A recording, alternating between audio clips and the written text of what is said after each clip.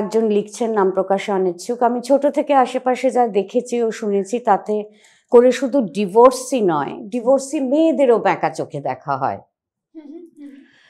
মানে এতটাই যে এটা যে একটা জেন্ডার নিউট্রাল শব্দ, সেটা বুঝতে আমার অনেক বছর কেটে যায়। আমি জানতে চাই কেন, বিষয়টা কি ভার্জিনিটির সঙ্গে যুক্ত?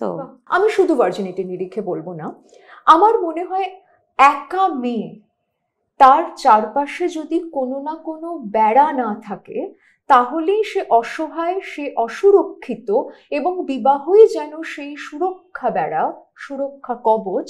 এই বোধ এখনো আমাদের সমাজে ভীষণভাবে রয়ে যাচ্ছে।